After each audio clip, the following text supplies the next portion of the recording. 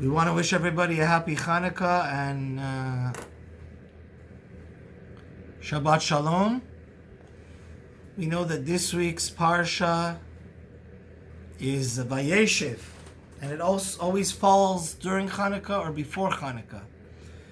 And the star of the Parsha and the Torah from here on is obviously YOSEF and Yehuda.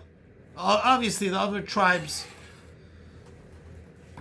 also do play a part, but we know that Yosef was a very beautiful and handsome man, and that's why his master's wife wanted him to commit adultery. And even in the beginning of the parsha, it says Vehu Na'ar.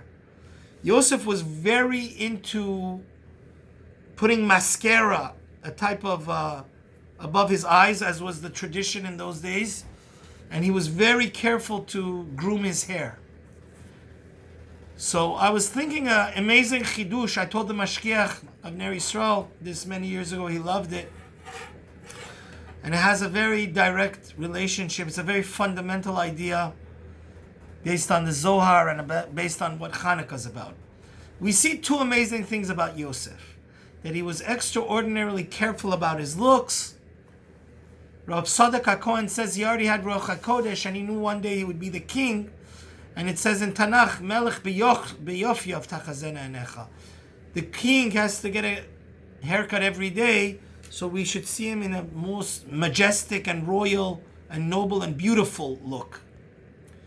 But I was thinking along these lines that I wanted to say, fact number one, Yosef was, as a young man, 17 years old, was obsessed with his external handsome looks. Fact number two, Kabbalistically, Yosef becomes the manifestation of the sphera of the energy of Yesod. Yesod is foundation of the world, which is connected to Brit Milah, is like the backbone. Since Yosef did not sin and commit adultery, even though his life was in danger with Zolecha, Potiphar's wife, so I was thinking many years ago, almost 25 years ago, what's the deeper connection? And I think this is the real truth.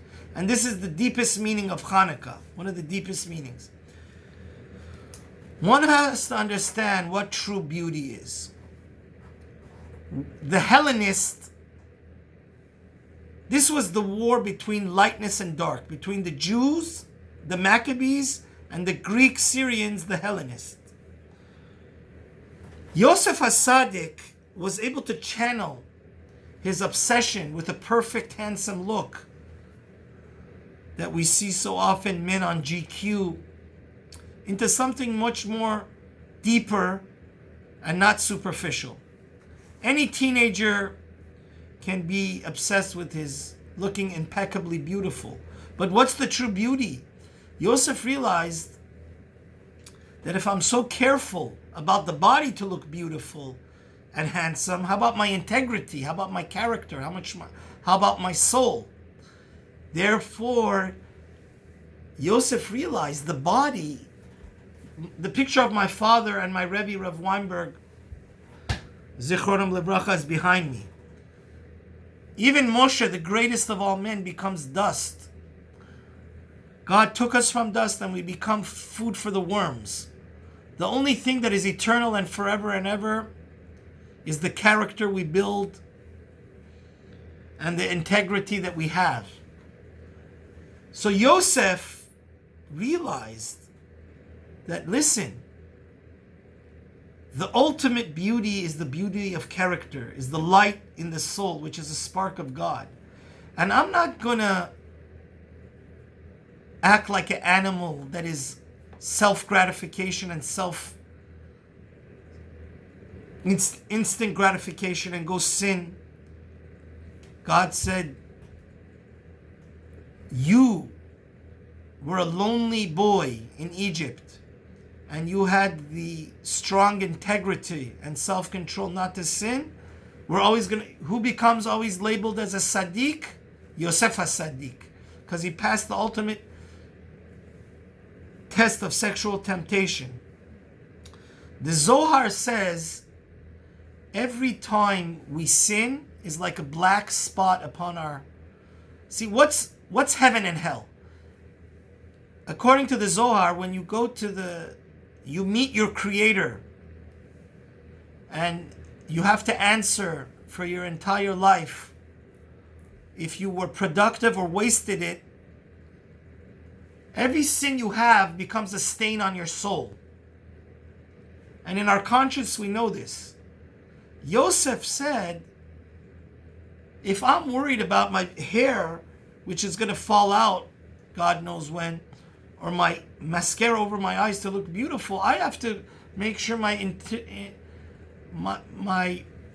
integrity and my character is impeccably unblemished and beautiful. That's why, that's the connection. And that's the whole fight of Chanukah. The Syrian worships the body. What did they want the Jew to come? They wanted him to join their gymnasiums. And it's such a tragedy where we see people are depressed and they do 50 different transgender, because they're not happy in their own body. They do 50 different plastic surgery. They don't know. A person has to know, have the self-confidence and love himself, and to know that he is the greatest gift to the world, because God gave your specific looks and your specific beauty. You have a special color on this rainbow of life that no other person has. So that's what we died for during Hanukkah.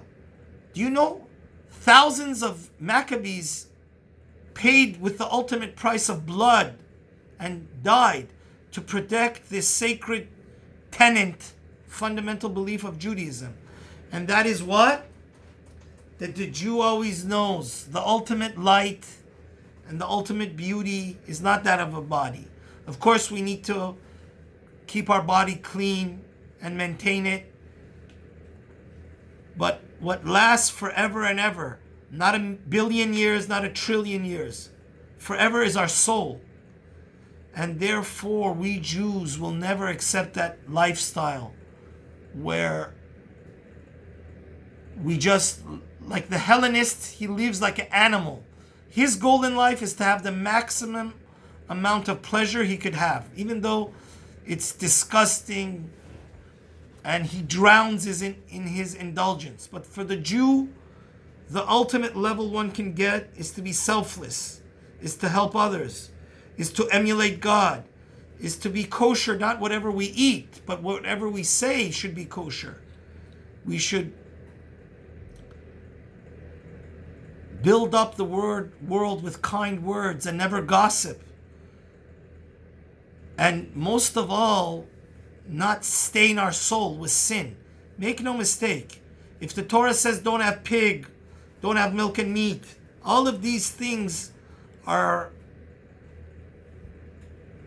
give a heart attack and put a stain upon your soul.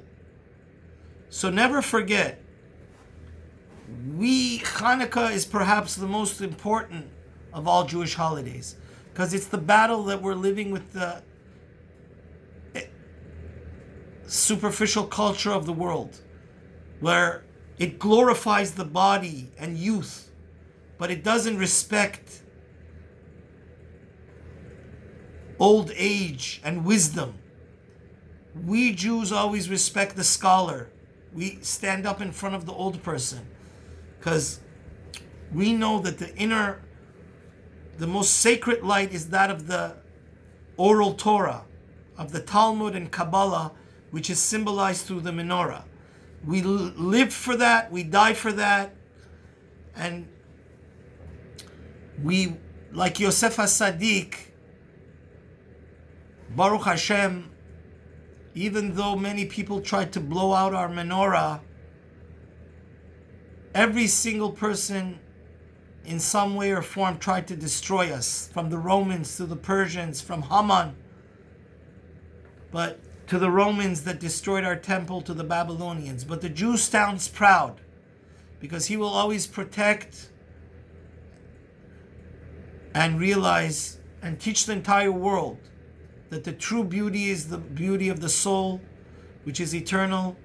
And may Hashem always help us to fight against the Satan.